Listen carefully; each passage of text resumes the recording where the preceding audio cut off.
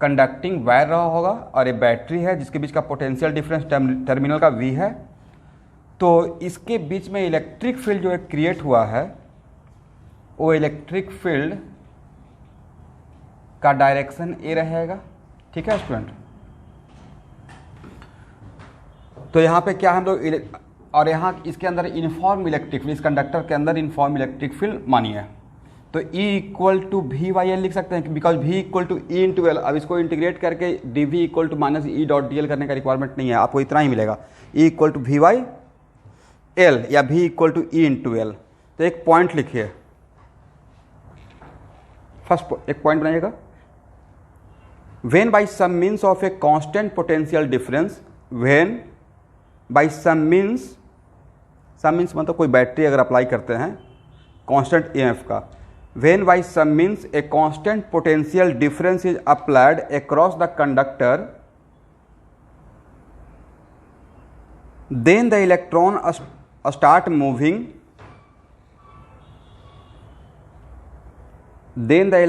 start moving, with an acceleration, comma, and due to collision with other atoms and electron,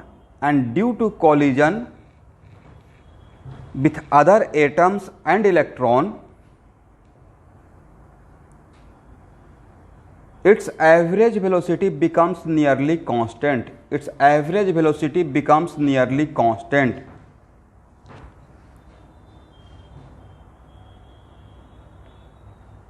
average velocity के bracket में लिख लिया, average speed भी आप लिख सकते हैं। And it is called drift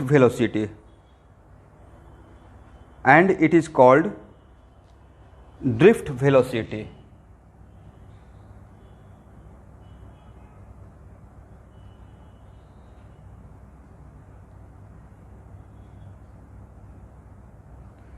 तो देखिए अब पॉइंट टू बी नोटेड। अब एक तरफ में ध्यान सुनिएगा, इसको कुछ इस तरीके से सोचिए कि मान लेते हैं कि हम लोग 043 से 5000 की तरफ जा रहे हैं, तो कहीं पे एक्सेलरेशन है, कहीं पे रिटार्डेशन है। ठीक है, इस तरीके से बीच बीच में मेरा जो ऑटोमोबाइल है वो एक्सलेटेड है, डी एक्सलेटेड है, रुका हुआ है। लेकिन ये 5-6 दिन का डेटा कलेक्ट करते हैं और उसके बाद हम लोग देखते हैं कि मुझे यहाँ से यहाँ तक अगर 5 किलोमीटर है तिनाली से पान बाज़ार और मुझे हर दिन कितना टाइम लग रहा है, तो ऑन एन एवरेज जब मैं स्पीड निकालता हूँ तो मेरा हर ऑल द टाइम का मतलब मोटा मोटी स्पीड सेम कांस्टेंट नज़र आता है। एवरेज स्पीड, इंस्टेंटेनियस नहीं, एवरेज स्पीड। तो एवरेज स्पीड तो ही रहेगा ना, total distance by total time. क्योंकि यहाँ पे हो सकता है कि एक बात पे कन्फ्यूजन रहा होगा कि सर जब पार्टिकल एक्सेलरेटेड है तो फिर पार्टिकल एक्सेलरेटेड है तो इसका स्पीड कांस्टेंट कैसे रहेगा। तो पॉइंट नोटेड, मैं इंस्टेंटेनियस स्पीड को कांस्टेंट नहीं बोला हूँ। ऐसा हो सकता है कि इंस्टेंटेनियस स्पीड वेरिएबल हो बट उसका average speed all the time constant नज़र आ रहा हो, ऐसा पॉसिबल है। इसलिए यहाँ पे ड्रिफ्ट वेलोसिटी को या ड्रिफ्ट स्पीड को क्या बोला गया, इंस्टेंटेनियस बोला गया है या एवरेज बोला गया है, एवरेज बोला गया। ठीक है, अब एक और पॉइंट बनाइए, second point, in absence of potential difference,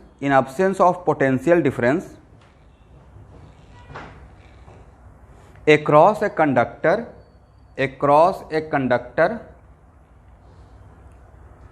no net current flow through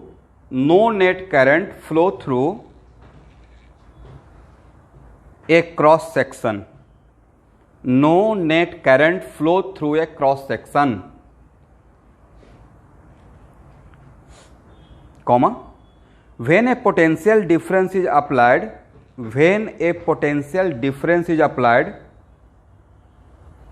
across a conductor,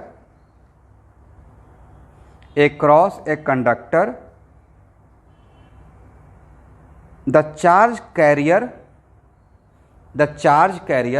bracket में लिखिएगा electron in case of metallic conductor, bracket लिखिए electron in case of metallic conductor, bracket close, start drifting in a direction, अगर electron है तो electron का drifting electric field में के direction में होगा या इलेक्ट्रिक फील्ड के जस्ट अपोजिट डायरेक्शन में। इलेक्ट्रॉन पे इलेक्ट्रिक फील्ड किस डायरेक्शन में फोर्स लगाएगा, अपने डायरेक्शन में लगाएगा या उसके जस्ट अपोजिट डायरेक्शन में फोर्स लगाएगा, जस्ट अपोजिट डायरेक्शन में। F equal to Q into E से, correct. Start drifting in a direction opposite to the electric field. अब एक मिनट रुकिए, इसका मतलब है कि जैसे ही पोटेंशियल डिफरेंस क्रिएट करेंगे by means of A battery, तो कंडक्टर के अंदर एक इनफॉर्म, अगर एक कांस्टेंट है, भी कांस्टेंट है, तो कंडक्टर के अंदर एक इनफॉर्म इलेक्ट्रिक फील्ड रहेगा। वो इलेक्ट्रिक फील्ड क्या करेगा, वो इलेक्ट्रिक फील्ड यहाँ के इलेक्ट्रॉन को इस तरफ लाना चाहेगा, तो निगेटिव चार्ज पार्टिकल के मूवमेंट के जस्ट अपोजिट डायरेक्शन में करंट का फ्लो होगा। निगेटिव चार्ज के तो इलेक्ट्रॉन का मूवमेंट किधर होगा, इधर, तो करंट का डायरेक्शन क्या रहेगा, इस डायरेक्शन में रहेगा, करेक्ट। तो नेक्स्ट क्वेश्चन है कि सर इलेक्ट्रिक फील्ड के वजह से अगर इलेक्ट्रॉन आना शुरू हुआ तब तो इसको point two point instantaneous speed variable रहेगा या वेलोसिटी वेरिएबल रहेगा, बिकॉज फोर्स लग रहा है।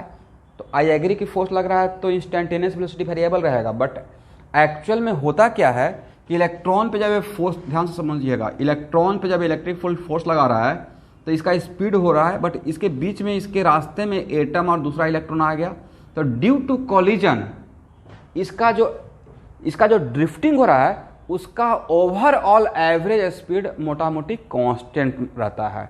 दैट्स वाई जहां तक लिख रहे हैं वहां तक, उसके बाद लिखिए in a direction opposite to the electric field with average drift velocity, एक और पॉइंट बनाइएगा, third point. If electrons are moving with drift velocity Vd, if electrons are moving with drift velocity Vd,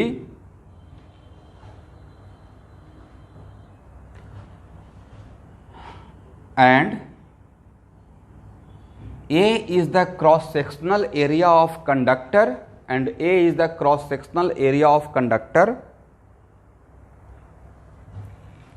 and N number of free electron per unit volume, and N number of free electron per unit volume,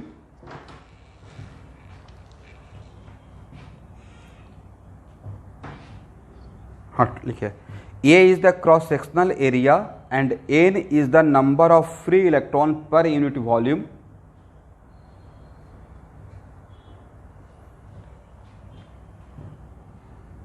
अब एक minute रुकिएगा, अच्छा कल के class में current का value क्या आया था पिछले क्लास में जो मैं पढ़ाया था,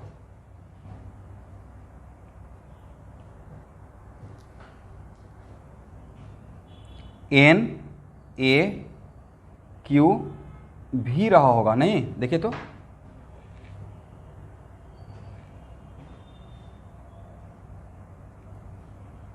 भी था, या भी के बाद भी कॉस थीटा भी था, वी कॉस थीटा, अच्छा वी, यस। लेकिन अगर थीटा इक्वल टू 0 हो जाए तो इस केस में, इस सिचुएशन के लिए करंट का direction I equal to J dot A के अकॉर्डिंग, इस सिचुएशन के लिए मेरा क्रॉस सेक्शनल एरिया और इसका करंट डेंसिटी दोनों का डायरेक्शन सेम रहेगा। दैट्स वाई यहाँ पे थीटा, इस डायग्राम के लिए मेरा थीटा 0 है। That's why I equal to क्या हो जाएगा, आई इक्वल टू हो जाएगा एन ए और क्यू के बदले ई कर दीजिए। अब भी जो वहाँ पे मैं ले रहा था वो एक्चुअली मैं दिखाया था ऐसा एक डायग्राम बनाकर, याद है ये, और यहाँ पे तो ये जो भी था उसको मैं कांस्टेंट मान रहा था, तो वो जो वहाँ पे भी था मैं बार बार बोल रहा था यही भी एक्चुअली मेरा क्या है, ड्रिफ्ट स्पीड है या ड्रिफ्ट वेलोसिटी है, उसको मैं कांस्टेंट ले रहा था, करेक्ट। दैट्स वाई यहाँ पे जो भी था वो मेरा वीडी था। ओके स्टूडेंट, इसे एक इक्वेशन बना लीजिए।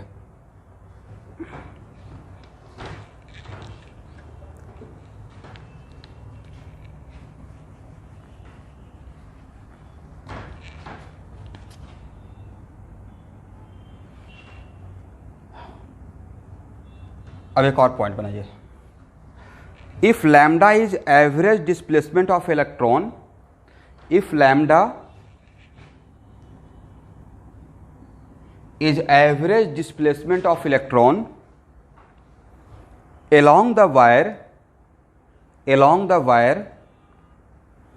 between two successive collision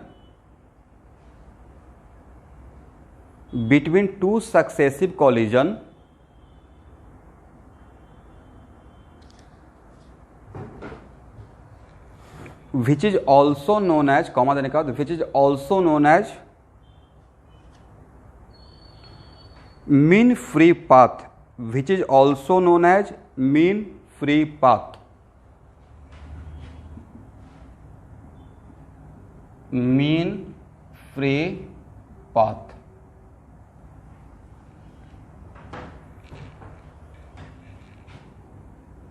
और टॉ लिखिएगा। It is the time in which the particle does not collide with any other particle.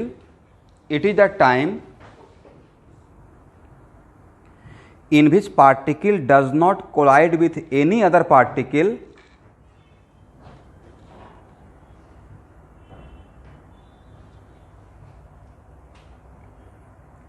and this time is also called relaxation time. This time is also called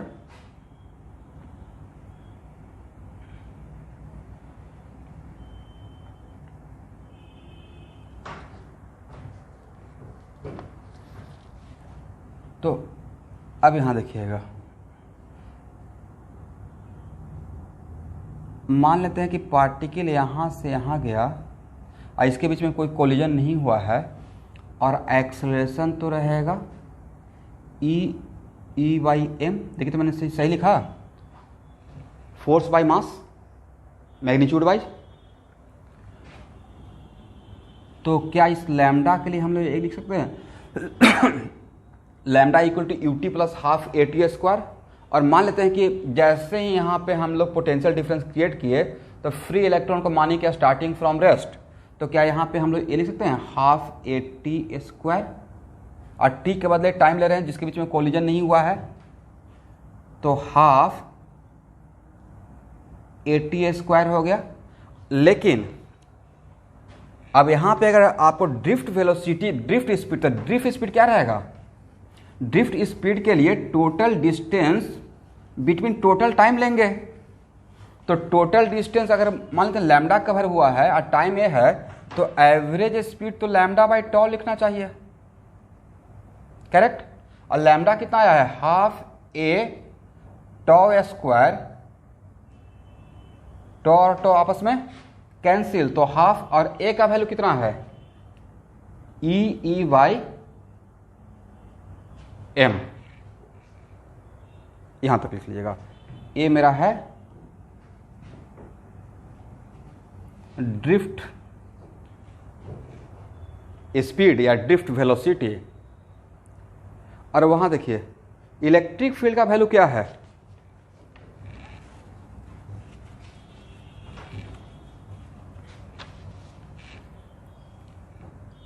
तो drift velocity equal to आप ये भी लिख सकते हैं half E by M V by L, half E by M V by L. But यहाँ पे mention कर लीजिएगा ये है पोटेंशियल डिफरेंस,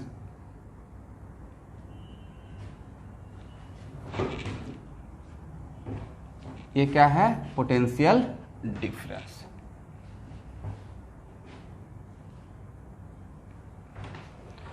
देखिए बिल्कुल भी इसमें कंफ्यूज होने की बात नहीं है। यहाँ देखिए स्टूडेंट, मान लेते हैं कि ए इक्वल टू 2 मीटर पर सेकेंड स्क्वायर, ठीक है, इस डायरेक्शन में पार्टिकल का है, ध्यान सुनिएगा। और मैं बोला कि यहाँ से यहाँ 2 से टाइम में दिया 2 second, delta T 2 second, 2 second में कितना डिस्टेंस कवर करेगा। तो आप ये बोलिएगा कि सर ये इस डायरेक्शन में जाने के लिए स्टार्टिंग फ्रॉम रेस्ट तो हम लोग हाफ ए टी स्क्वायर लिखेंगे, हाँ या ना। तो हाफ 2 इंटू 4 मतलब 4 मीटर। लेकिन मैं बोलूँगा कि यहाँ से यहाँ तक के बीच में इसका एवरेज स्पीड क्या हुआ, तो एवरेज स्पीड के लिए वी एवरेज स्पीड के लिए तो ये लिखेंगे ना total distance by total time.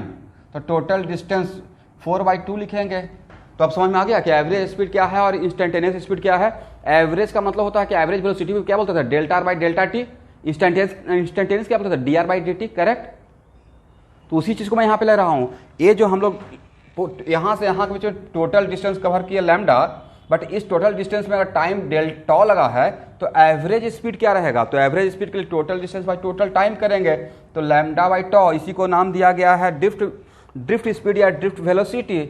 और यहाँ पे इलेक्ट्रिक फील्ड का वैल्यू, यहाँ पे अगर इलेक्ट्रिक फील्ड मेरा यूनिफॉर्म इलेक्ट्रिक फील्ड है तो ई का वैल्यू रहेगा वी बाई एल। वी मेरा क्या है, potential difference across the conductor.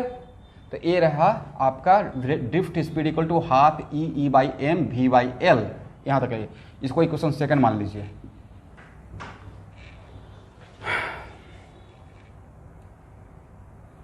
और हो जाएगा तो बोलिएगा।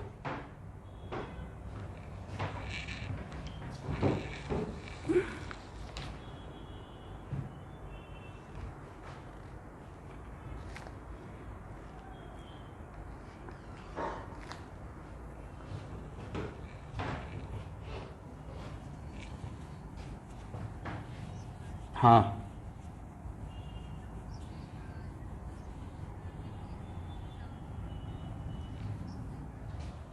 हाँ रहेगा रहेगा, सॉरी। 8 तो टॉ कहाँ पे, नीचे रहेगा ना, ऊपर रहेगा ना।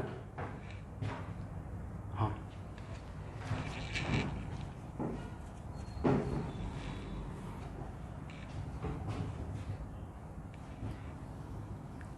इस टॉ का ही तो बहुत बड़ा रोल रहेगा।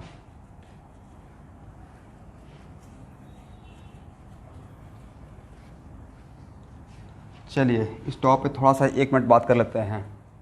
बताइए, मान लेते हैं कि दुर्गा पूजा है, ठीक है।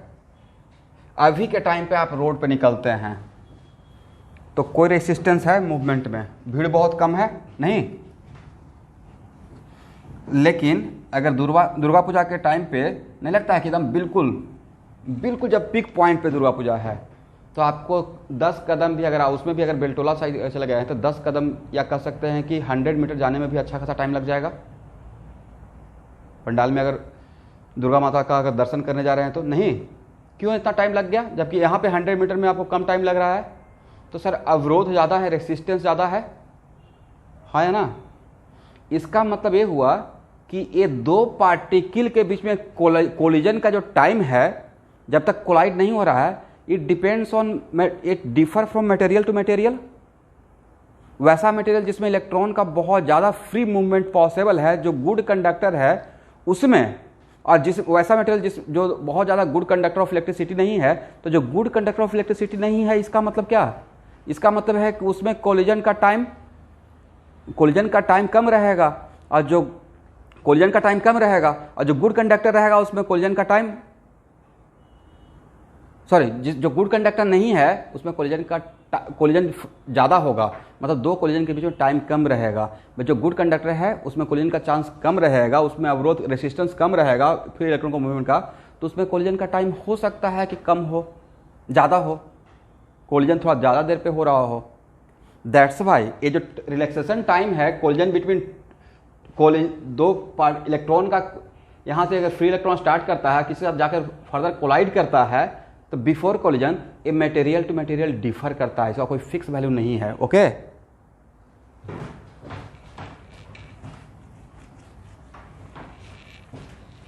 लास्टली ये डेरिवेशन आपसे नहीं पूछा जाएगा, बट मुझे अब ड्रिफ्ट वेलोसिटी, करंट डेंसिटी ये पढ़ाना है, सिलेबस का पार्ट है, तो इसको स्किप नहीं कर सकते हैं।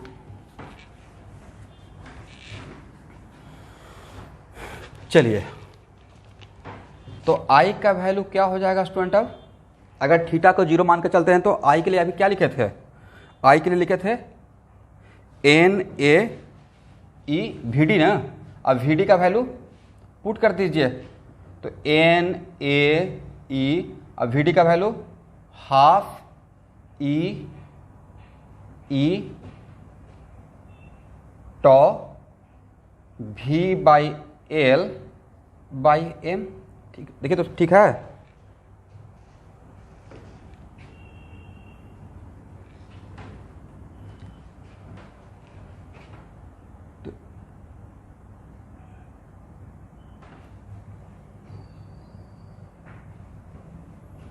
ये हो जाएगा, थोड़ा सा एक साथ अरेंज कर लीजिए।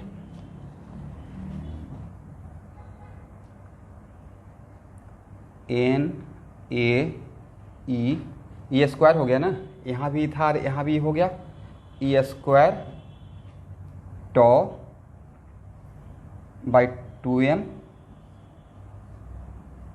एल भी, यहाँ तक आइए।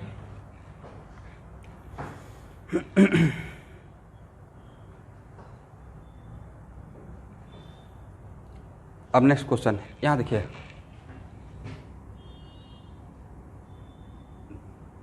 ध्यान से सुनिएगा।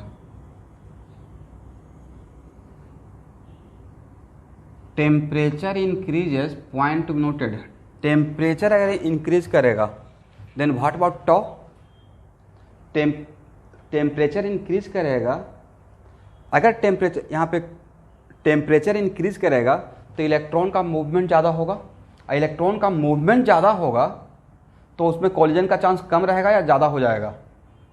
इलेक्ट्रॉन का मोशन ज़्यादा हो गया ना, random motion. Temperature increases, point to be noted, temperature increases, खास करके कंडक्टर के टेम्परेचर इंक्रीजेज तो रैंडम मूवमेंट का चांस इलेक्ट्रॉन का ज़्यादा है तो उसमें टॉ डिक्रीजेज, इसका मतलब कोलिजन ज़्यादा होने का चांस रहेगा। Temperature increases, possibility of collision increases, तो टॉ क्या है? दो कोलिजन होने के बीच का टाइम, दो कोलिजन होने के बीच का टाइम, तो time decreases between two collision. Okay, that's why temperature increases, tau decreases. चलिए अब यहां देखिएगा, आप ऐसे तो आप जानते होंगे V equal to I R, V equal to I R, then I equal to क्या होता है स्टूडेंट? V by R. तो एक्चुअल में यहाँ पे I है, यहाँ पे V है, तो एक किसका काम कर रहा है? अगर ध्यान से देखिएगा तो नहीं लगता है कि सर यहाँ पे I equal to V by R, तो पूरा टर्म 1 बाई आर का काम कर रहा है। ये पूरा टर्म जो ब्रैकेट का है वो किसका काम कर रहा है? 1 बाई आर का काम कर रहा है। ठीक है, इसका मतलब अगर इस इक्वेशन को अगर इसके साथ है, एक्चुअली ओरिजिनली दिस वन यहाँ से ही ओम्स लॉ आया है, यहाँ से ओम्स लॉ आया है, इसी को हम लोग बोलेंगे आगे चलकर Ohm's law, right. But V equal to I R में ये एक्चुअली ओरिजिनल थ्योरी ये था। तो यहाँ पे क्या हम लोग यहाँ से अगर कंपेयर करते हैं इक्वेशन 4 को इक्वेशन 3 के साथ अगर कंपेयर करते हैं बाय कंपेयरिंग 3 एंड 4, तो क्या हम लोग बोल सकते हैं कि सर यहाँ पे 1 बाई आर इक्वल टू आप ये बोल सकते हैं N A E square tau by 2m l। तो r इक्वल टू क्या बोल दीजिएगा स्टूडेंट? r इक्वल टू हो जाएगा 2m l by N A E square tau, और यहाँ पे 2m n E square tau l by A. यहां तक आ जाइए। तो देखिए स्टूडेंट, ये ब्रैकेट के अंदर जो लिखे हैं, ध्यान सुनिएगा, इस ब्रैकेट के अंदर जो लिखे हैं तो एक और फार्मूला होता है R equal to rho L by A. ये शायद आप लोग जानते होंगे थोड़ा बहुत, जहाँ पे रो को बोलते हैं रेसिस्टिविटी ऑफ मटेरियल। क्या बोलते हैं? यस। तो इसका मतलब है कि यहाँ पे रो का काम, ये पूरा ब्रैकेट किसका काम कर रहा है? ये पूरा ब्रैकेट काम कर रहा है रो का, रेसिस्टिविटी ऑफ मटेरियल का। और ये बात हम लोग किसके लिए कर रहे हैं? कंडक्टर के लिए। तो बोलिए, point to be noted, conductor में ध्यान सुनिएगा, point to be noted, conductor के लिए टेम्परेचर इंक्रीजेज तो क्या डिक्रीजेज? टेम्परेचर इंक्रीज करने से बैटरी का पोटेंशियल डिफरेंस तो फर्क नहीं पड़ेगा, क्योंकि बैटरी आप दिए हैं कांस्टेंट पोटेंशियल डिफरेंस का, करेक्ट। बैटरी जो आप प्रोवाइड किए थे कांस्टेंट पोटेंशियल डिफरेंस का, इसमें कोई टर्म छूट रहा है? ई कहाँ गया? ई तो एक टर्म कहीं पे छूट गया है ना। ओके ओके,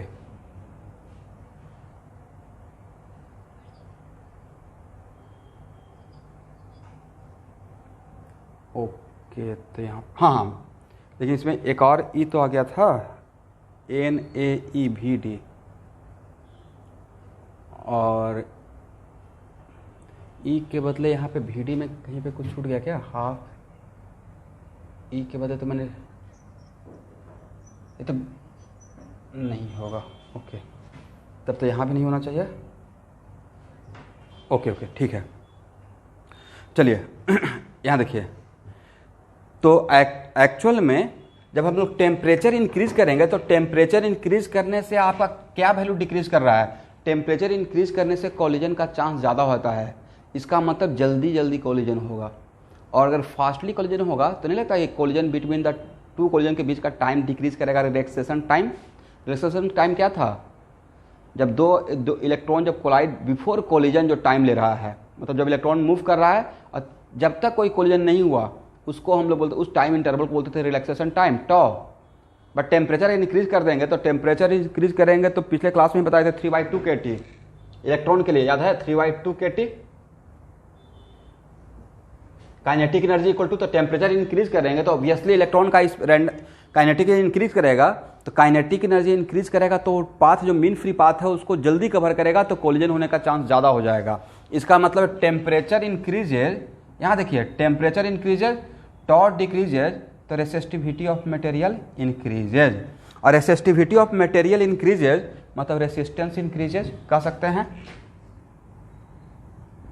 यहाँ तक आ जाइए और इस इक्वेशन का नाम आप 6 दे दीजिए।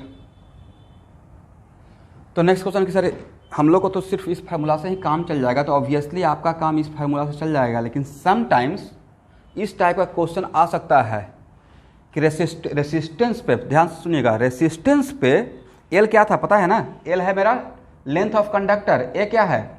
Cross sectional area. और मैं अपने थ्योरी में अभी क्रॉस सेक्शनल एरिया को कांस्टेंट लेके चल रहा हूँ, but it is not compulsory कि क्रॉस सेक्शनल एरिया आपका कांस्टेंट ही रहेगा, वेरिएबल भी हो सकता है।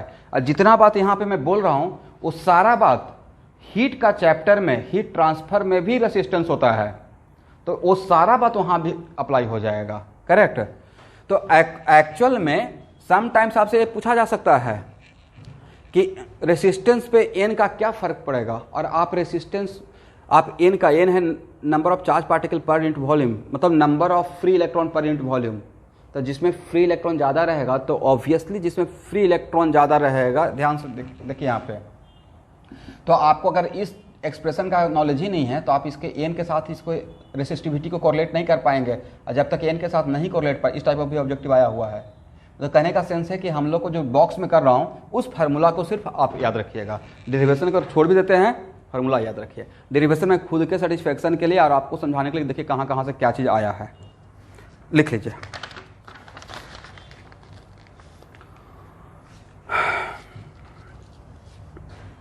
हो गया?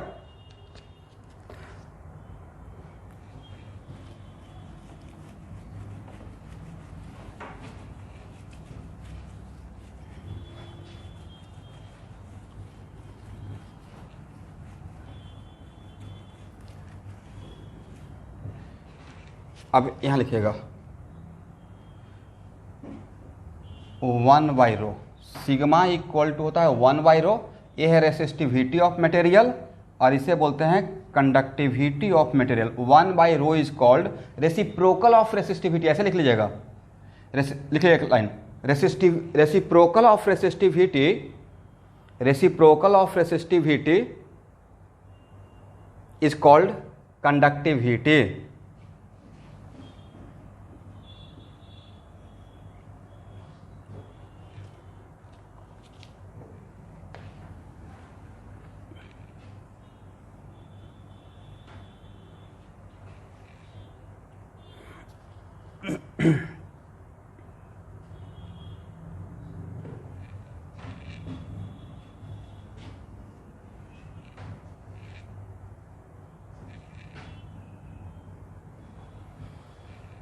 चलिए, अब करंट डेंसिटी का फार्मूला आपका क्या था स्टूडेंट?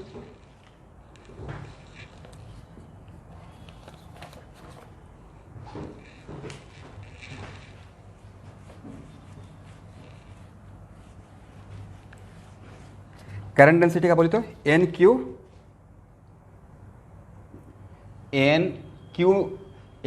क्यू मेरा ई हो गया, और उसके बाद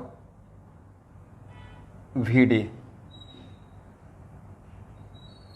एन ई, और अगर इसका अगर मैग्नीट्यूड लेते हैं तो जे इक्वल टू हो गया एन ई। अब वी डी का वैल्यू कितना है, जस्ट निकाले हैं वी डी का वैल्यू, बोलिए हाफ ए टॉ, ठीक है।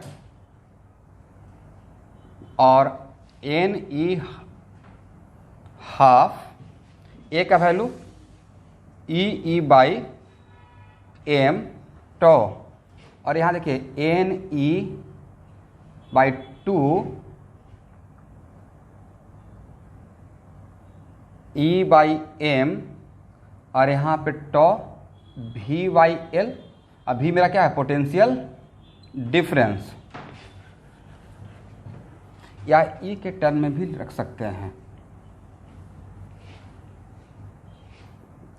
N E square tau by 2m E. यहाँ तक आइए।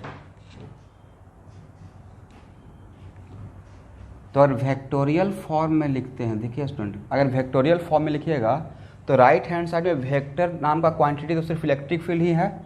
इसका मतलब आप इसको ऐसे लिख सकते हैं, N E square tau by 2m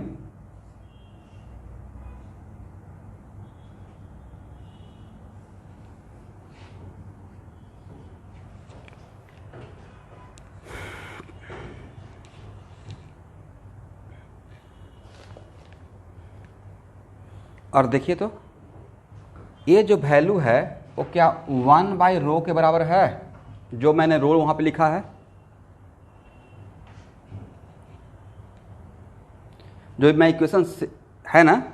इसका मतलब ये हुआ कि इस पे भी प्रॉब्लम बन जाएगा, कुछ कुछ अच्छा प्रॉब्लम। इसका मतलब करंट डेंसिटी का एक और formula, conductivity into electric field, conductivity into electric field. इसका मतलब है करंट डेंसिटी, और कंडक्टिविटी ऑब्वियसली पॉजिटिव क्वांटिटी रहेगा, तो करंट डेंसिटी का direction applied electric field inside the conductor, यह applied electric field inside the conductor के डायरेक्शन में होगा। ओके स्टूडेंट,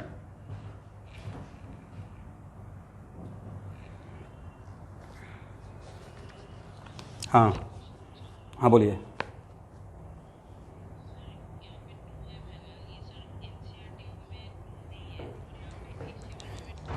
हाँ छोड़ दीजिए, आप किसको मानिएगा, एनसीईआरटी या एचसी वर्मा? तो एचसी वर्मा में भी है, और ये मुझे अख्तर सर भी यही पढ़ाए हैं।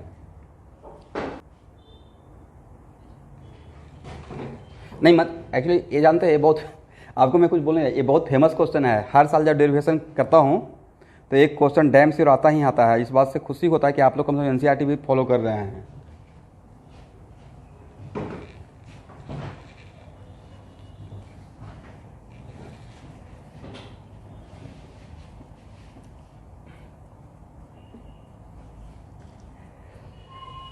अब एनसीईआरटी में क्यों 2 छोड़ दिया गया है, जस्ट अप्लाई कर, कॉमन सेंस की बात है कि वहाँ पे तो इनिशियली एक्सेलेरेशन है, तो हाफ ए टी स्क्वायर तो लगाएंगे ना, हाँ ना, तब total distance by total time करेंगे, करेक्ट।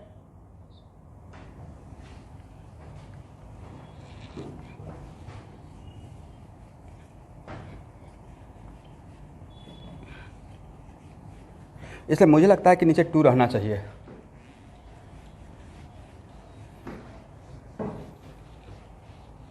अब नेक्स्ट क्वेश्चन है सर, बोर्ड में क्या करेंगे अगर आ गया तो? ये समस्या ये है, 2 रखिएगा नीचे, ठीक है। एनसीईआरटी में गलत है, उसके कारण हम लोग अपना कंसेप्ट तो रॉन्ग नहीं कर सकते हैं, क्योंकि ऑर्गेनिक केमिस्ट्री में एनसीईआरटी में बहुत रॉन्ग है, या समटाइम्स पैटर्न ही रॉन्ग है, ऐसा नहीं बोलना चाहिए, लेकिन बिल्कुल रॉन्ग पैटर्न है। रिएक्शन पहले पढ़ा दिए, और रिएक्शन होने का तरीका बाद में सिखाएंगे।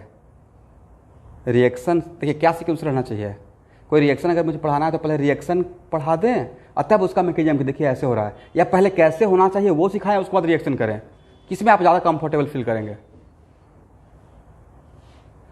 What is the way of occurring the reaction, वो तब ना हम लोग वहाँ पे अच्छा दिमाग खुल गया, ओके इसमें सेट रूल, इसमें ये, इसमें अच्छा, तब प्रोडक्ट बनाएंगे।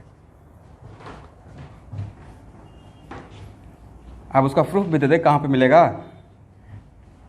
एरोमेटिक सिस्टम का जितना भी रिएक्शन उसमें रिएक्शन पहले है, मैकेनिज्म बाद में है।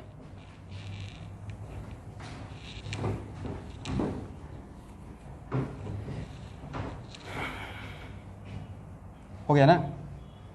इस फार्मूला को ध्यान रखिएगा, इस पर भी क्वेश्चन करवाएंगे।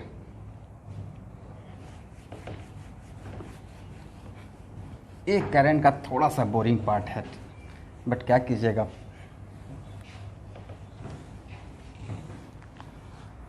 अब लिखिए एक लाइन,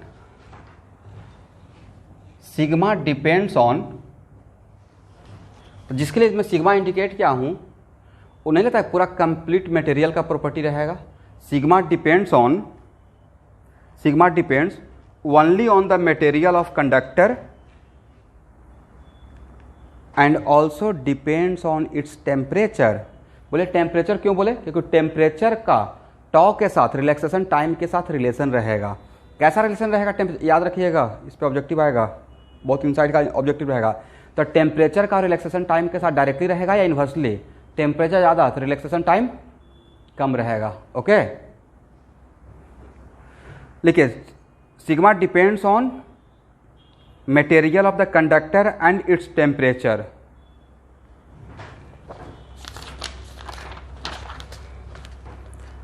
अब एक और लिखिएगा,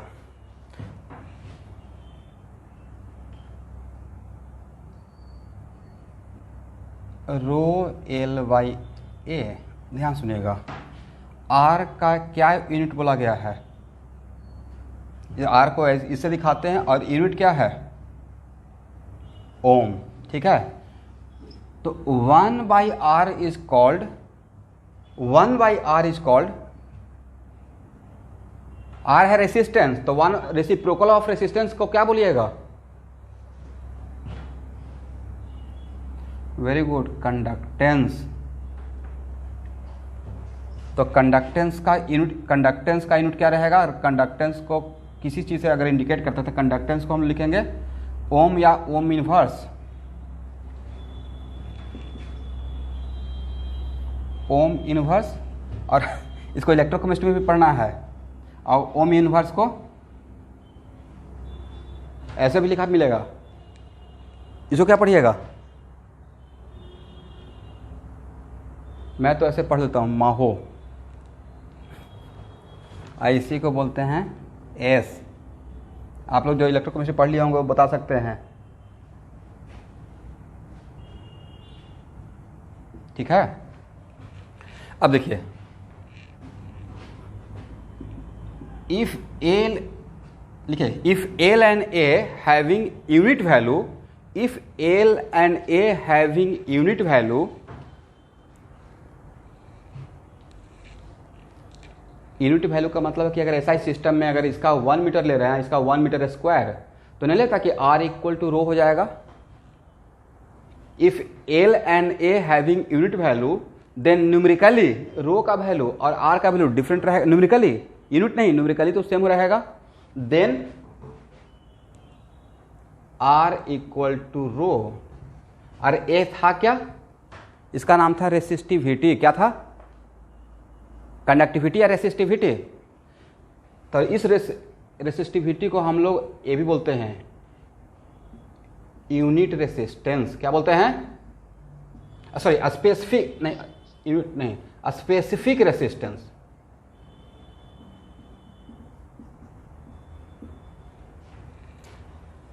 बोले रो के लिए आप ये लिख सकते हैं सर RA/L, और एसआई सिस्टम में इसका यूनिट क्या हो जाएगा? R का यूनिट तो है ओम, और A का मीटर स्क्वायर, नीचे मीटर, तो क्या हो जाएगा? ओम मीटर। लिख लीजिएगा। तो कंडक्टिविटी का क्या हो जाएगा यूनिट स्टूडेंट?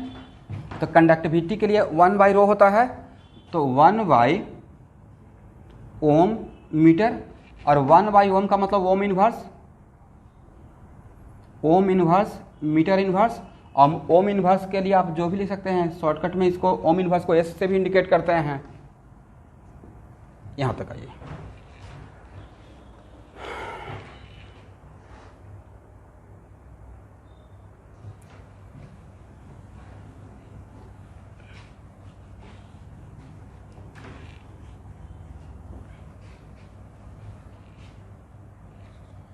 हो गया।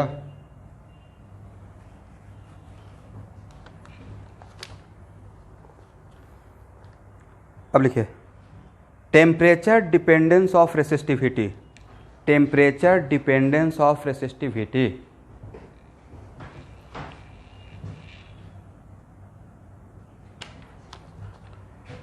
रो इक्वल टू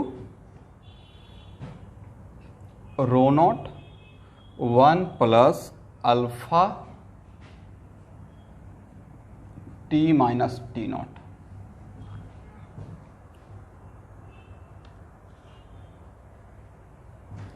यहाँ पे अल्फा के लिए लिखिएगा temperature coefficient of material, temperature coefficient of material.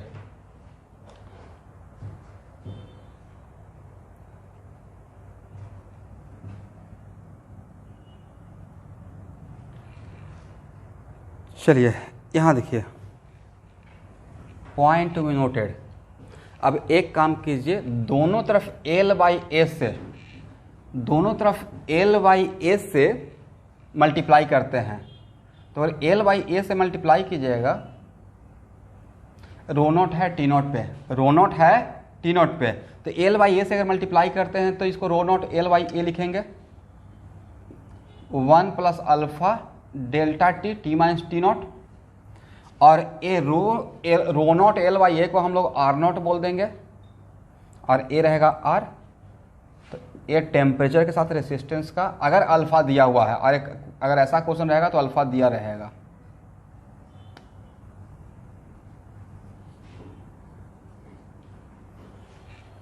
तो ये दोनों फार्मूला पे आपको क्वेश्चन बैंक में कभी कहीं ना कहीं क्वेश्चन आपको मिलेगा।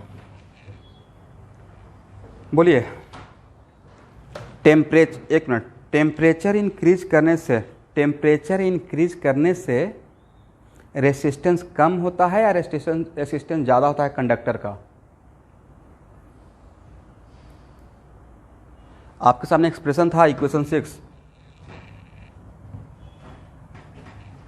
तो रेसिस्टिविटी ऑफ मटेरियल में टॉ नीचे था या ऊपर था? इसके साथ क्या रिलेशन था? डायरेक्टली या इन्वर्सली? शायद इन्वर्सली होगा।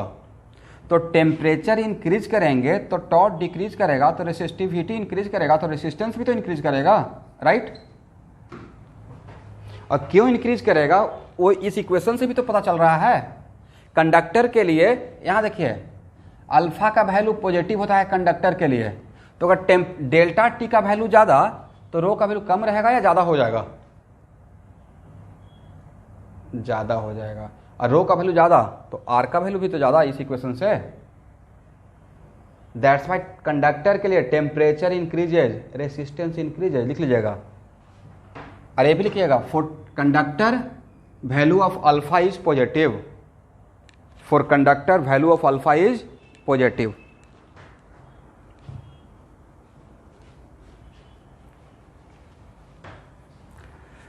अब एक मिनट, ये बहुत इंटरेस्टिंग था, ये भी पूछा हुआ है। सेमीकंडक्टर का क्या प्रॉपर्टी होता है? सेमीकंडक्टर एक ऐसा मटेरियल है जिसका प्रॉपर्टी कंडक्टर से थोड़ा उल्टा होता है। सेमीकंडक्टर में टेम्परेचर इंक्रीज करते हैं तो रेसिस्टेंस डिक्रीज करता है। ऐसा इसलिए क्योंकि सेमीकंडक्टर के लिए अल्फा का वैल्यू निगेटिव होता है। क्या होता है? निगेटिव। लिख लीजिएगा for semiconductor alpha is negative. तो अगर अल्फा निगेटिव रहेगा तो अगर ए वैल्यू पॉजिटिव, इसको इंक्रीज करेंगे तो नहीं लगता कि ये वैल्यू डिक्रीज करेगा, और डिक्रीज करेगा तो रो बी का वैल्यू भी डिक्रीज करेगा। ये अल्फा निगेटिव अगर हो जाएगा तो ये पूरा ब्रैकेट डिक्रीज, डेल्टा टी का वैल्यू ज़्यादा होगा तो ये पूरा वैल्यू कम होगा, और पूरा वैल्यू कम होगा तो रो भी कम होगा। इसका मतलब सेमीकंडक्टर में एक और लिख लीजिएगा for semiconductor temperature increases resistivity और रेसिस्टेंस डिक्रीजेज, रेसिस्टिविटी और रेसिस्टेंस डिक्रीजेज।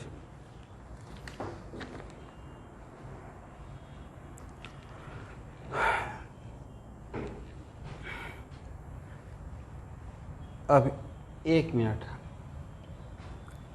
बताइए ओम्स लॉ कहाँ से इनिशियली आया होगा? नहीं था सर, ओम्स लॉ का मेन जो हम लोग ड्रिफ्ट वेलोसिटी सब ये सब पढ़ते हुए जो करंट जो यहाँ पे डिराइव करने का कोशिश किए, वहाँ से ही I इक्वल टू दिस एक ब्रैकेट था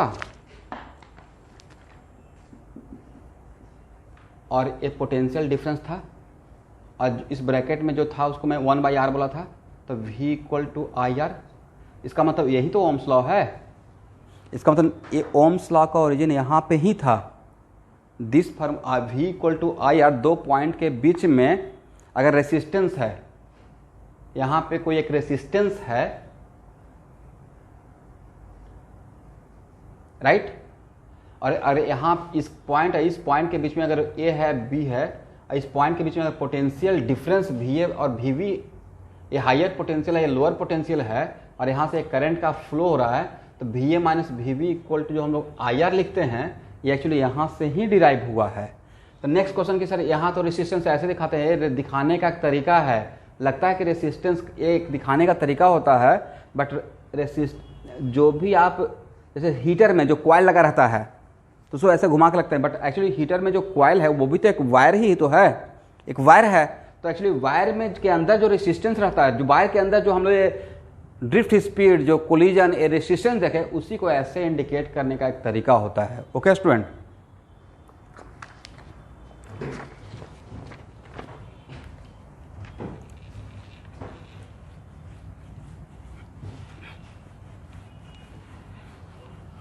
चलिए एक प्रॉब्लम बनाइए तो। The dimension of a conductor of specific resistance, specific resistance का मतलब resistivity, specific resistance is rho are shown below. Find the resistance of conductor across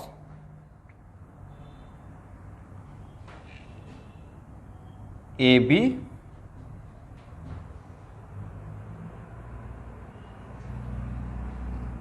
CD and EF।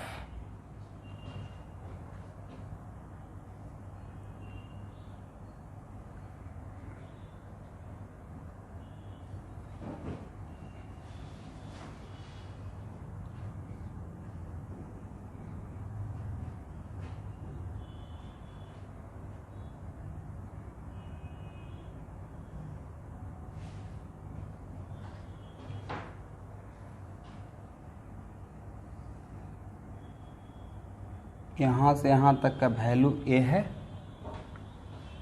A value B है और A value C है। यहाँ से यहाँ तक का लेंथ A है, A लेंथ B है और A लेंथ C है। तो it is kind of what, cube या क्यूबॉइड, क्यूबॉइड। और ये है A,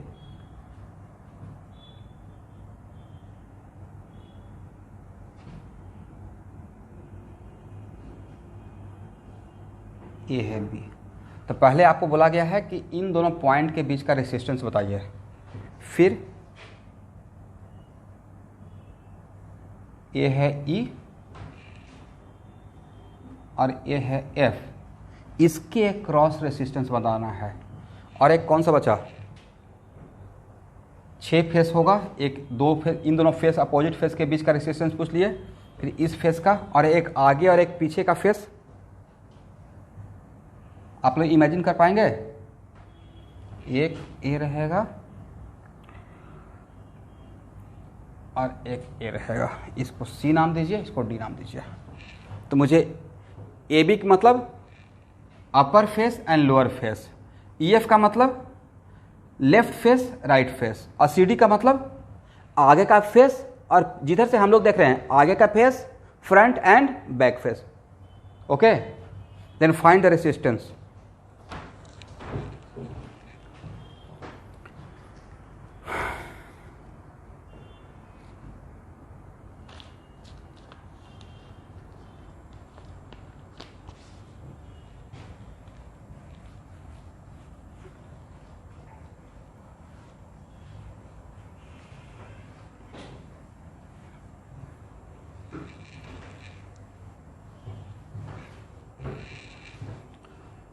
पहले ए बी के लिए काम करते हैं। बोलिए, ध्यान से देखिएगा। अभी जो हम लोग फार्मूला डिराइव किए रेसिस्टेंस के लिए अक्रॉस द कंडक्टर, तो उसमें मेरे डेरिवेशन में पॉइंट टू बी नोटेड, मेरे डेरिवेशन में क्रॉस सेक्शनल एरिया कांस्टेंट था। तो क्रॉस सेक्शनल एरिया कांस्टेंट रहेगा स्टूडेंट, तो फार्मूला हम लोग यही ले आए ना, R equal to rho L by A, जहाँ पे रो क्या है रेसिस्टिविटी ऑफ मटेरियल, एल क्या है लेंथ ऑफ मटेरियल, ए क्या है cross sectional area of conductor. लेकिन ये फार्मूला लगाने का कंडीशन क्या रहेगा, if A is keeping constant, if A is keeping constant through out the length. अगर ए कांस्टेंट नहीं रहेगा तो उसका कुछ और तरीका रहेगा, लेकिन अभी हम लोग कुछ क्वेश्चन करते हैं जिसमें ए इज कीपिंग कांस्टेंट। तो अब बताइए, इसी फार्मूला को अगर पॉइंट ए और पॉइंट के बी के बीच में, तो बोलिए क्रॉस सेक्शनल एरिया क्या रहेगा, लेंथ क्या रहेगा। सबसे पहले ए और बी के बीच में अगर देखते हैं, then what is the length of conductor.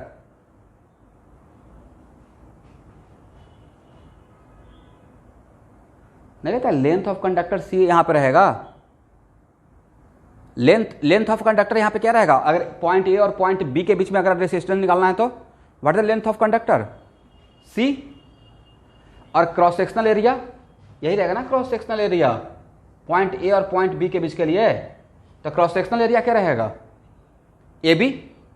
That's why resistance between A B equal to क्या, अब रो तो पूरा मटेरियल का प्रॉपर्टी है, तो रो एल का वैल्यू हो गया सी, और क्रॉस सेक्शनल एरिया कितना हो गया ए बी, मतलब रो सी बाई ए बी। करेक्ट। बोलिए, रेसिस्टेंस बिटवीन ई एफ क्या होगा बताइए। तो अब ई से एफ के बीच के लिए लेंथ का काम कौन करेगा और क्रॉस सेक्शनल एरिया क्या रहेगा। तो नहीं लगता सर लेंथ का काम ए करेगा और क्रॉस सेक्शनल एरिया ए रहेगा, और क्रॉस सेक्शनल एरिया ई और एफ के बीच में क्या वैरी कर रहा है या थ्रू आउट सेम है। आप ऐसे अगर स्लाइस बनाते जाइएगा तो क्रॉस सेक्शनल एरिया आपको अलग अलग मिलेगा या सेम ही मिलेगा। लेंथ के परपेंडिकुलर अगर क्रॉस सेक्शनल एरिया देखते हैं तो रो एल कितना ए और क्रॉस सेक्शनल एरिया कितना इसका एरिया, वेरी गुड, बी सी।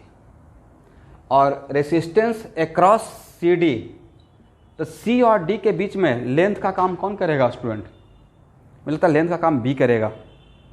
लेंथ का कौन करेगा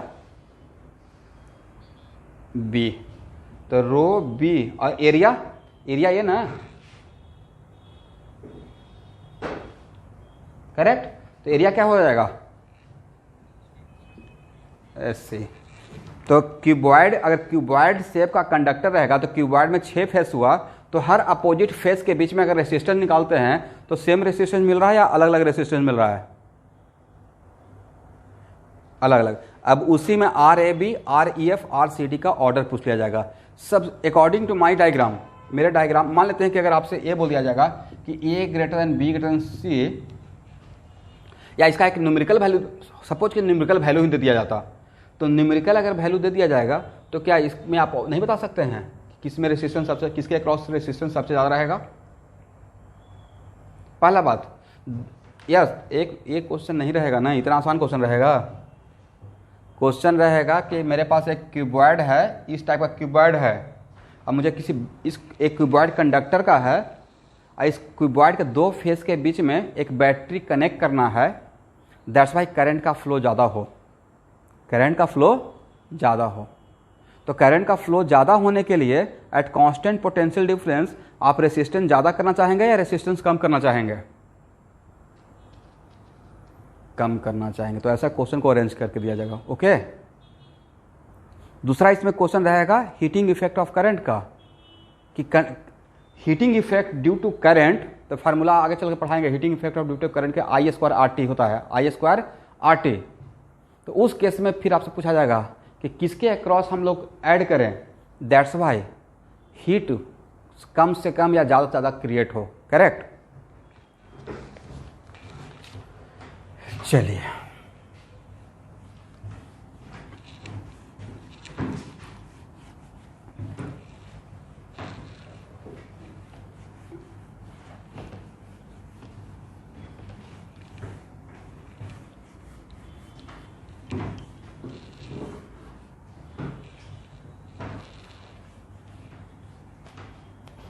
अब लिखिए टेम्परेचर ऑफ रेसिस्टेंस, ऐसे लिखिएगा factor affecting resistance, factor affecting resistance. तो अभी जस्ट हम लोग लिखे थे R equal to rho L by A. Rho का वैल्यू क्या था student? 2m by N E square tau L by A. ठीक है, तो बोलिए resistance directly proportional to L. लेकिन पहले एक यहाँ से एक बात कर लेते हैं, इस बॉक्स से इफ रो कांस्टेंट, बाद में आता है इस पे, रो कांस्टेंट रहेगा तो R directly proportional to length, inversely proportional to what? Area. Correct, यहां तक आइए। लेकिन एक कब सिर्फ रेसिस्टेंस लेंथ और एरिया पे डिपेंड करेगा, एक कब ऐसा रहेगा? When resistivity is constant of resistivity of material is keeping constant.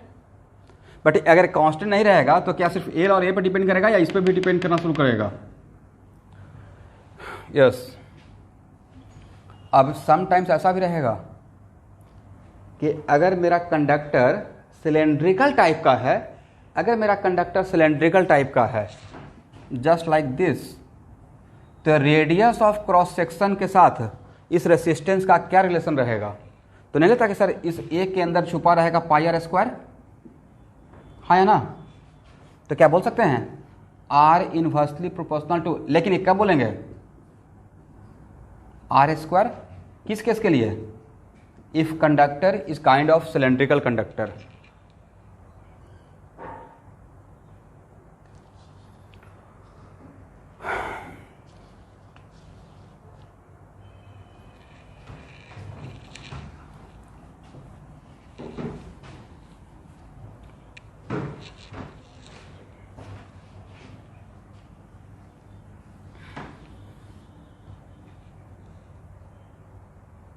हो गया?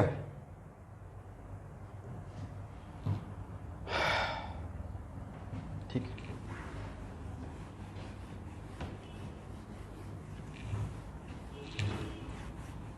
आप लोग कैपेसिटर में कहाँ तक बनाए हैं अभी, या स्टार्ट नहीं हुआ है?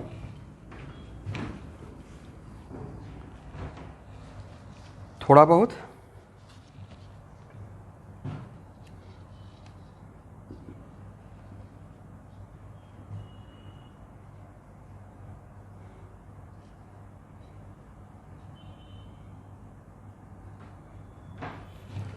चलिए यहाँ से ये भी तो हो सकते हैं R inversely proportional to N, जहाँ पे एन क्या है?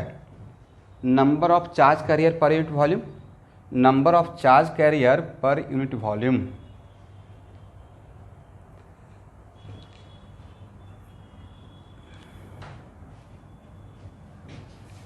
And R inversely proportional to what? Toe.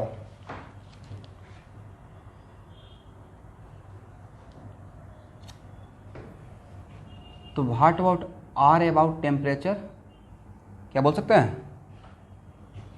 Are directly proportional to temperature, इस कॉन्सेप्ट के साथ ऐसे लिख दीजिएगा temperature inversely proportional to tau. ठीक है,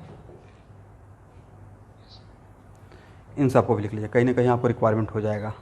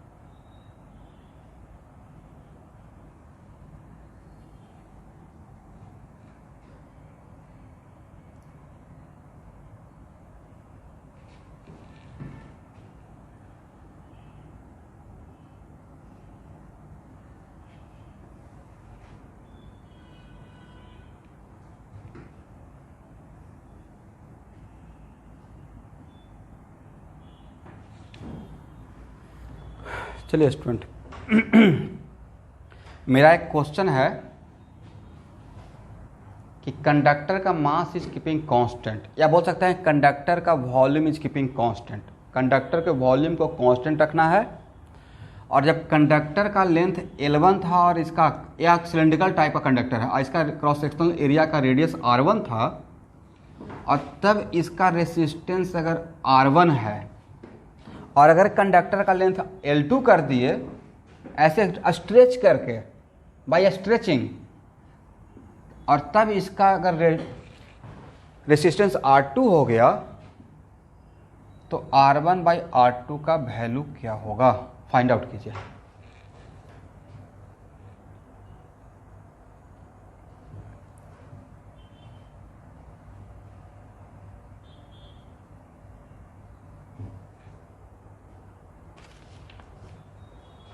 या R1-R2 के बीच में क्या रिलेशन रहेगा।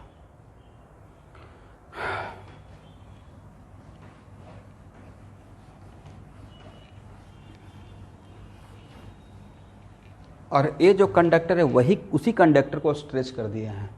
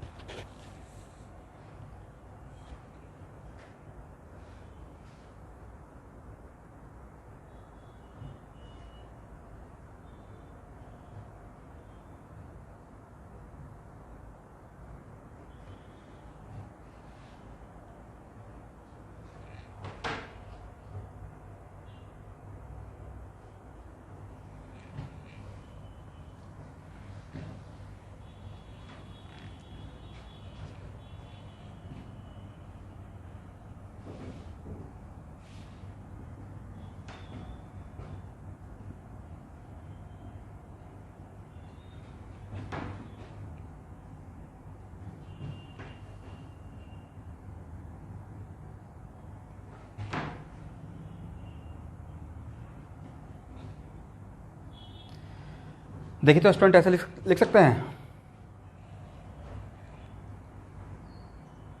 पाई R1 square L1 equal to pi R2 square by L2। ठीक है, अब चलिए R1 इक्वल टू रहता है रो L1 बाई A1 और रो L1 बाई A1 का वैल्यू पाई R1 स्क्वायर, और R2 के लिए क्या लिखिएगा, sorry row L2 by A2 और रो L2 by pi R2 square. और अगर यहाँ पे R1/R2 करते हैं स्टूडेंट, R1/R2, तो R1 बाई जब R2 कीजिएगा तो क्या मिल जाएगा, रो और रो कैंसिल आउट हो जाएगा, तो मिलेगा L1 by pi R1 square by what, L2 by pi R2 square. और देखिए तो यहाँ से ये लिख सकते हैं pi R2 square by pi R1 square equal to क्या लिख सकते हैं, देखिए तो pi R2 square by pi R1 square equal to L1 by L2 लिख सकते हैं। एग्जाम में फास्ट होने के लिए बता रहा हूँ, ठीक है। तो हम लोग L1 by L2 equal to ऐसे लिख सकते हैं, इसी को pi R2 square by pi R1 square. अब pi R2 square by pi R1 square equal to what, L1 by L2। तो नहीं था यस, इसके बदले L1 बाई L2 फिर से एक बार हो जाएगा, then R1 by R2 equal to L1 by L2 into L1 by L2। इसका मतलब R1 by R2 equal to क्या हो जाएगा, L1 स्क्वायर बाई, यस। तो नेक्स्ट क्वेश्चन के सर इससे एग्जाम में क्या फ़ायदा होगा, एग्जाम में ये फ़ायदा होगा ये सब करने का, वॉल्यूम अगर कांस्टेंट है तो रेडियस वगैरह निकालने का रिक्वायरमेंट ही नहीं रहेगा। बस अगर इसका रेसिस्टेंस पता है इसका रेसिस्टेंस अगर पता है तो इसका रेसिस्टेंस निकालने के लिए डायरेक्ट रेडीमेड कर देगा ना, R1/R2 equal to this square by this square, है ना, चूंकि तो मैंने प्रूफ कर लिया। समझ रहे हैं मेरे बात को, कि किसी भी सिलेंड्रिकल कंडक्टर को अगर स्ट्रेच करते हैं और वॉल्यूम को कांस्टेंट रखते हैं तो डायरेक्ट अगर इस सिचुएशन के लिए रेसिस्टेंस अगर 10 ओम है तो अगर L2 लेंथ हो गया तो इसका रेसिस्टेंस कितना होगा, by keeping volume is keeping constant, मतलब इसको पीट कर ऐसे पतला स्ट्रेच कर दिए हैं तो इसका रेसिस्टेंस कितना हो जाएगा, उसके लिए डायरेक्ट एक रेडीमेड फार्मूला हो गया एग्जाम के लिए, R1/R2 इक्वल टू L1² अब होता है कि किसी मटेरियल में आप डायरेक्ट एक फार्मूला देख लीजिएगा तो सोचिए कैसे हुआ है, हुआ कुछ नहीं है, डेरिवेशन करके प्रॉपर ऐसे आए हैं, और जो फंडामेंटल हम लोग जानते हैं उसी को अप्लाई करने के बाद, बिकॉज ये होना चाहिए था ए, बट इसके साथ एक रिलेशन था तो यहाँ से इस वैल्यू को मैंने यहाँ से उठाकर this by this equal to L1/L2 तो इसको पुट कर दिया, तो एग्जाम के पॉइंट ऑफ व्यू से हम लोग के लिए एक नया फार्मूला नहीं है बट एक फास्ट होने के लिए माइंड में रहेगा। ओके, समझ में आया या नहीं आया?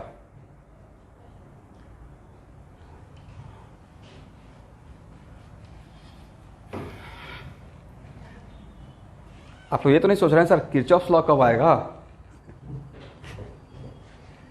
कुछ लोग डायरेक्ट सोचते हैं कि नर्स इक्वेशन कब आएगा, डायरेक्ट मेन पॉइंट पे। सर ये सब तो ठीक है लेकिन सर्किट तो आ नहीं रहा है, करंट का फ्लो कैसे होगा, सर्किट कैसे रहेगा, जंक्शन तो मिल नहीं रहा है, ब्रांच मिल नहीं रहा है।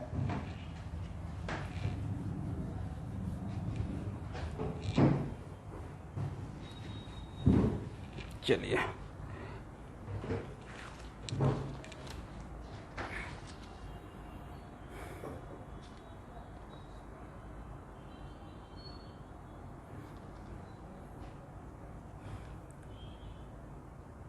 अब एक मिनट रुकिए, ये तो लेंथ के टर्म में, ध्यान से देखिए तो लेंथ के टर्म में है। मान लेते हैं कि आपको लेंथ नहीं बोला गया है, सिर्फ ये बोला जाएगा कि R1 दिया रहेगा अब फिर R2 दिया रहेगा, ए R1 ए R2, तब क्या रिलेशन रहता, वॉल्यूम कांस्टेंट निकलता R1। हाँ वेरी गुड, तो R2 बाई, यहाँ देखिए तो एक्चुअल में उस केस में पाई से पाई को हम लोग यहाँ देखेंगे तो ऐसे तो लिख सकते हैं ना, पाई से पाई को कैंसिल कर देंगे तो L1/L2 इक्वल टू क्या लिखें, यहाँ से L1/L2 इक्वल टू क्या हो जाएगा, R2² बाई R1²। ये हम लोग का रिलेशन है, तो जिसका लेंथ का वैल्यू दिया रहेगा लेंथ के टर्म में हो जाएगा, और रेडियस का वैल्यू दिया रहेगा रेडियस के टर्म में निकाल लेंगे, तब R1/R2 का रेशियो जो हम लोग वहाँ पे देख रहे हैं वो रहेगा L1/L2 और वहाँ पे R2/R1 का स्क्वायर, और L1/L2 का भी तो वैल्यू पुट कर देंगे तो R1/R2 इक्वल टू क्या हो जाएगा, R2/R1 का स्क्वायर इंटू R2/R1 का स्क्वायर। कितना हो जाएगा स्टूडेंट, R2/R1 के पावर 4 नहीं। चलिए ये ऑब्जेक्टिव के पॉइंट ऑफ व्यू से आपके लिए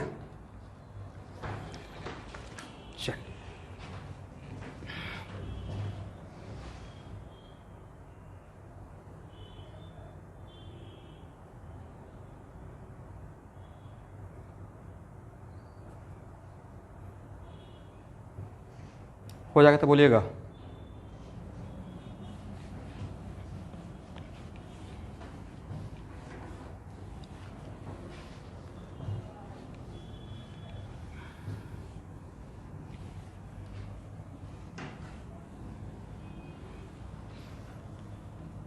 यहाँ देखिएगा स्टूडेंट,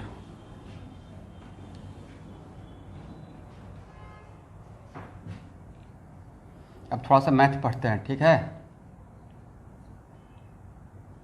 मान लेते हैं जेड है x², ये W है, या क्या माना जाए इसको, XYZ, चलिए यही लेते हैं। बोले Z equal to x² by Q, Z equal to क्या है x² बाई क्यू, करेक्ट। तब मैं बोलूँगा कि differentiate Z with respect to time, time ही मान लेते हैं, differentiate Z with respect to time, और एक्स और वाई बोथ आर वेरिएबल। तो D Z by D T के लिए क्या लिखिएगा? अब यहाँ पे दोनों वेरिएबल है, तो इसमें क्या करते थे सर, इसको कांस्टेंट इसको डिफ्रेंशिएट करते थे, फिर इसको कांस्टेंट इसको डिफ्रेंशिएट करते थे। तो आप यही लिखेंगे ना, D x square by D T, थोड़ा मुझे करेक्ट कीजिएगा। अब फिर एक्स स्क्वायर बट यहाँ पे डिफ्रेंशिएट कर रहे हैं with respect to time, variable है एक्स, तो क्या इसको हम लोग ऐसे लिख सकते हैं स्टूडेंट?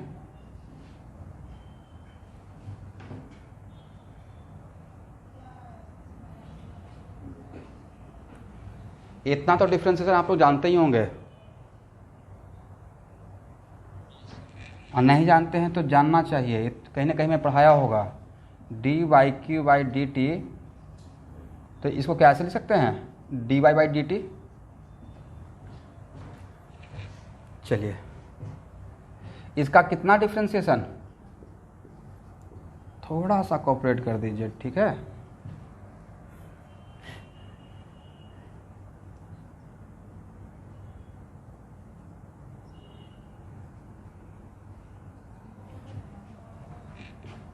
और इसका हाँ, D Y by D T, ठीक है, वेरी गुड। क्या इसको ऐसे ख़त्म कर सकते हैं?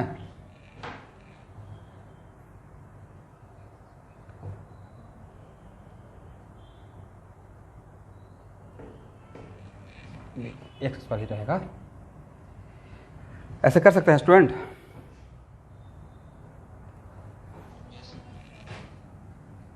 तो डी जेड इक्वल टू क्या हो गया? 2x D x by Q, और ये हो गया X square 3 by square D Y. नहीं लगता है सर, इसी को बोलते हैं taking differential both side. D Z यहाँ पे, अब देखिए डी जेड क्या है, तो डी जेड है change in Z. D Z क्या है? Very small change in Z. तो किस इसका change in Z due to heart, तो sir change in Z due to change in X as well as change in Y. X और Y दोनों variable है और उसका वेरिएशन ऐसे है, और तब मैं बोलूँगा कि मुझे जेड में चेंज चाहिए, छोटा सा चेंज। अगर एक्स और वाई दोनों चेंज हो रहा है तो एक्स और वाई दोनों अगर चेंज हो रहा है तो दिस इज कॉल्ड व्हाट, इसी को बोलते हैं। और एक कहीं ना कहीं मैं पढ़ाया होगा कि डिफरेंशियल ऐसे लेते हैं, शायद रेस्ट एंड मोशन, क्या बोले, हाँ वर्क पावर एनर्जी, थर्मोडायनेमिक्स या work power energy, partial difference, अच्छा कहीं पे मैं पढ़ाया होगा इसको। एनीवे, तो इसी को बोलते हैं taking differential both side. Okay student, तो वो, और उसमें मैं शॉर्टकट ये बोला था, मैं बता रहा हूँ शॉर्टकट क्या बोला था। शॉर्टकट ये बोला था कि अगर कभी भी डिफरेंशियल लेने के लिए बोलेंगे तो अगर दो वेरिएबल है तो इसको एक्स के रेस्पेक्ट में डिफरेंशिएट कीजिएगा और जितना आएगा, और फिर इसी का dx ले लीजिएगा और इसको उस टाइम पे कांस्टेंट लेंगे। इसको डिफरेंशिएट, इसका एक्स स्क्वायर का सोचिए कि एक्स स्क्वायर का डिफरेंशिएशन क्या होगा अगर एक्स के रेस्पेक्ट में डिफरेंशिएट करेंगे तो 2x, और इसी का वहाँ पे ही dx कर लीजिएगा। ओके, अब फिर मैं बोला था कि बाई स्क्वायर का बाई के रेस्पेक्ट में डिफरेंशिएशन ले लीजिएगा और इसको कांस्टेंट मानकर, और जो डिफरेंशिएशन का वैल्यू आएगा और लास्ट में डी वाई से मल्टीप्लाई कर लीजिएगा। तो बाई स्क्वायर का डिफरेंशिएशन कितना, 3 बाई स्क्वायर डी वाई। अब नेक्स्ट क्वेश्चन कि डी जेड ना होकर डेल्टा जेड रहता, डी जेड ना होकर डेल्टा जेड रहता, तब क्या लिखते? तो सर बिल्कुल वही लिखते, बस डी एक्स की जगह पर डेल्टा एक्स लिखते। डी एक्स की जगह पर क्या लिखते? X square 3 Y square delta Y. चलिए, अब मैं बोलूँगा कि डेल्टा जेड बाई जेड चाहिए मुझे, डेल्टा जेड बाई जेड। तो डेल्टा जेड बाई जेड, तो जेड तो यही है ना स्टूडेंट, जेड तो यही है। तो जेड से डिवाइड कर दीजिए। तो जेड से डिवाइड करने के बाद क्या आता है देखिए, तो जेड से डिवाइड करने के बाद 2x delta X by Q by X square by Q अब plus X square 3 by square delta by X square by Q.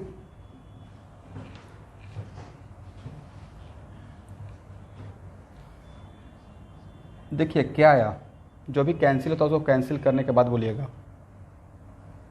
By Q से बाई क्यू कैंसिल हो गया स्टूडेंट, और एक्स से एक्स कैंसिल हो गया, बचा क्या 2 डेल्टा एक्स बाई एक्स और 3 डेल्टा।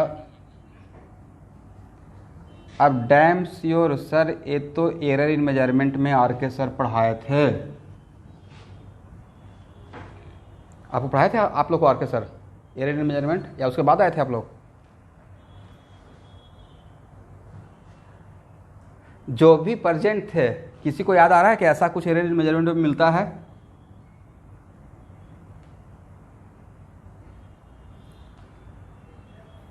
एरर इन मेजरमेंट में ऐसा ही मिलता है। एरर इन मेजरमेंट में टीचर ऐसे पढ़ाते रहते हैं, जेड इक्वल टू, यहाँ देखिए Z equal to X square by Q है, तो बोलते हैं कि यहाँ पे 2 रहेगा ना, तो यहाँ पे 2 कर लीजिएगा, ठीक है।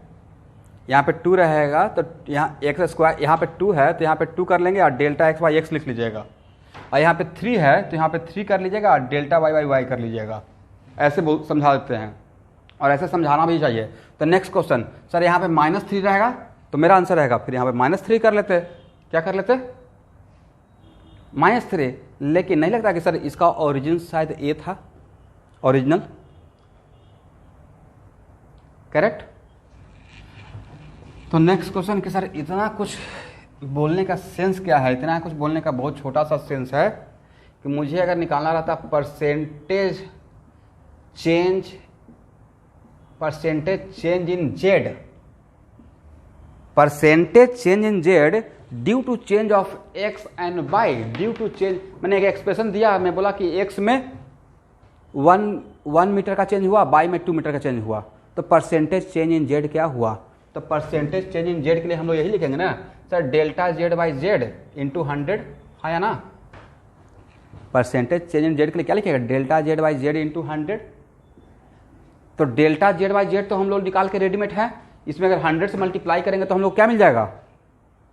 Percentage change in Z, percentage change in Z. समझ गए?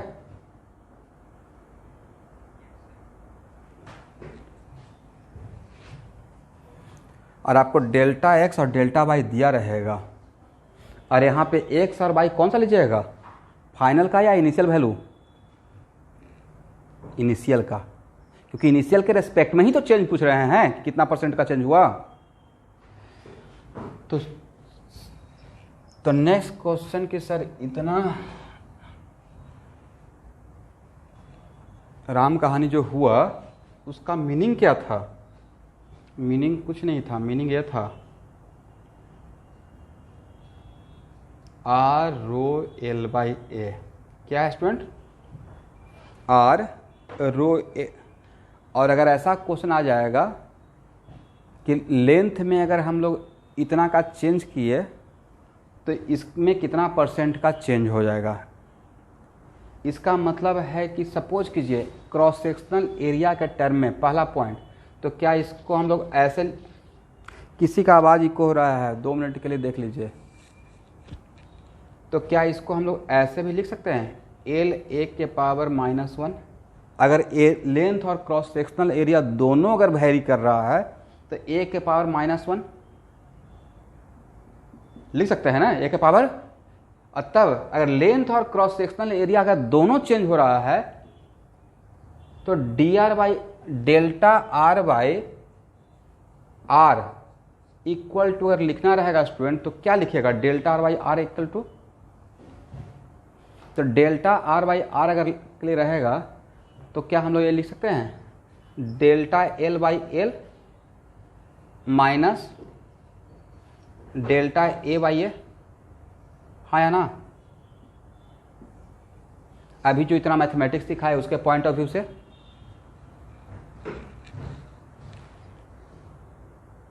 या फिर से कॉन्फिडेंस में आना चाहते हैं कि सर इसको डिफ्रेंशिएट करेंगे पहले एल के रेस्पेक्ट में, अब फिर इसको डिफ्रेंशिएट करेंगे, फिर इसे डिवाइड करेंगे, तो डिवाइड करने के बाद आपको यही मिलेगा। ओके,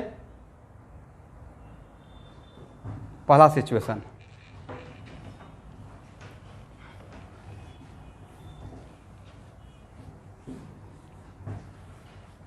अब समटाइम्स ऐसा भी रहेगा कि आपसे बोला जाएगा कि मेरा वायर जो है वो सिलेंड्रिकल वायर है, तो एक को ना इन्वॉल्व करके रेडियस को इन्वॉल्व करेंगे, एक को ना इन्वॉल्व करके किसको इन्वॉल्व करेंगे?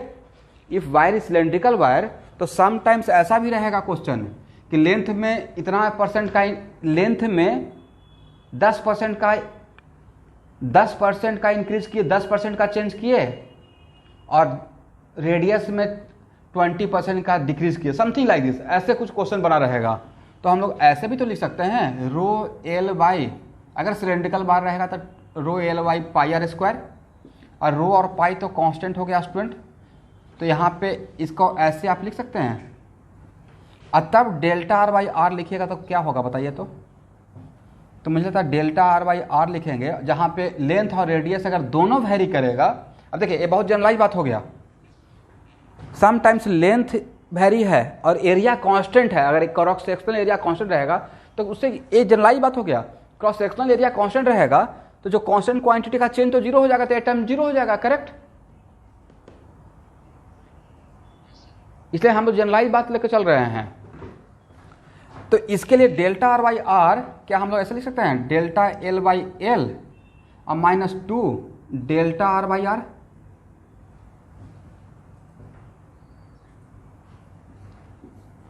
अब नेक्स्ट, और इसमें अगर 100 से मल्टीप्लाई कर दीजिएगा delta R by R into 100, तो एक क्वांटिटी क्या हो गया? तो एक क्वांटिटी हो गया परसेंटेज चेंज इन रेसिस्टेंस। ये पूरा क्वांटिटी को क्या पढ़िएगा? Percentage change of resistance. और इसमें भी तो 100 से मल्टीप्लाई करना पड़ेगा, तो डेल्टा या L by L into 100 -2 delta R by R into 100। इस ब्रैकेट को क्या पढ़िएगा? इस ब्रैकेट को परसेंटेज चेंज इन रेडियस 2 को छोड़कर, और इसको क्या बोलिएगा? Percentage change in length. Percentage change इन, ये है परसेंटेज चेंज इन रेडियस, ये है percentage change in length. But point noted, अगर डिक्रीज रहेगा, ये चेंज है, अगर डिक्रीज रहेगा कि नहीं रेडियस 10% से डिक्रीज कर गया, तो डिक्रीज करेगा तो, बट ये तो परसेंटेज चेंज का है ना, तो डिक्रीज करेगा तो यहाँ पे 10 लिखेगा या -10 लिखना चाहिए? अगर रहेगा रेडियस 10% से डिक्रीज कर गया, 10% से with respect to previous value, तो ये तो डेल्टा आर है, फाइनल माइनस इनिशियल, और डिक्रीज क्या होता है? Initial minus final. तो नहीं लगता कि वहाँ पे 10% की जगह -10% लिखना चाहिए? कोई बोलेगा, यहाँ देखिए कि रेडियस का वैल्यू 10 मीटर से डिक्रीज कर गया, और तब पूछेंगे डेल्टा आर क्या? चेंज इन रेडियस, तो क्या 10 मीटर लिखिएगा या -10 मीटर? क्योंकि हम लोग बोले डिक्रीज कर गया, तो डिक्रीज का मतलब है इनिशियल माइनस फाइनल। ये 10 है, बट ये जो लिखे हैं वो क्या है? चेंज, फाइनल माइनस इनिशियल, तो ये कितना रहेगा? -10। इसका मतलब कैसे, किस सेंटेंस की वजह से कैसा यहाँ पे वैल्यू पुट करना है वो आपको देखना पड़ेगा। ओके, यहाँ तक आ जाइए।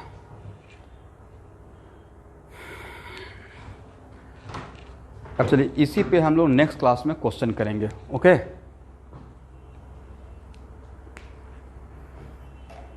तो आप लोग थोड़ा देर का ब्रेक ले लीजिए, और फिर 6 to 7:30 तक मैं इलेक्ट्रोकेमिस्ट्री पढ़ाऊंगा।